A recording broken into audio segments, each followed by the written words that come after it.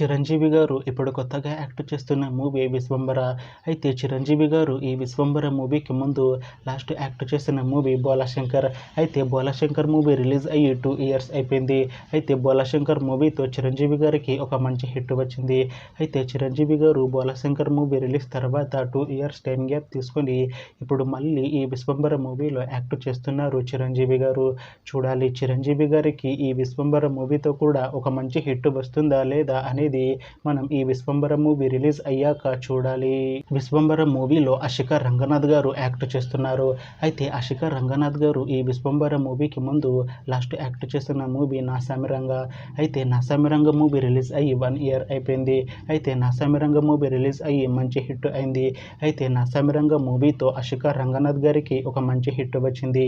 అయితే అషికా రంగనాథ్ గారు 'Naa Saami Ranga' movie release తర్వాత 1 ఇయర్ టైం గ్యాప్ తీసుకొని ఇప్పుడు మళ్ళీ ఈ 'విశ్వంబర' మూవీలో యాక్ట్ చేస్తున్నారు అషికా రంగనాథ్ గారు. చూడాలి అషికా రంగనాథ్ గారికి ఈ 'విశ్వంబర' మూవీతో కూడా ఒక మంచి హిట్ వస్తుందా లేదా అనేది మనం ఈ 'విశ్వంబర' మూవీ రిలీజ్ అయ్యాక చూడాలి. 'విశ్వంబర' మూవీ టీం ఈ మధ్య ఒక చిన్న టీజర్ని అలానే ఒక పాటని విడుదల చేసింది. అయితే వాటికి మంచి రెస్పాన్స్ వచ్చింది.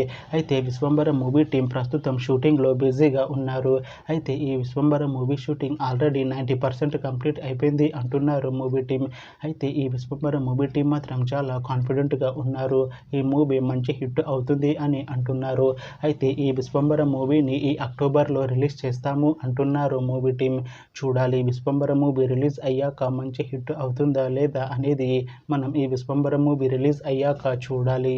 Thanks for watching this video friends. మీకు ఈ వీడియో నచ్చితే ఈ వీడియోని లైక్ చేయండి. ఇంకా ఇలాంటి మూవీ అప్డేట్స్ కోసం ఈ ఛానల్ని సబ్స్క్రైబ్ చేసుకోండి.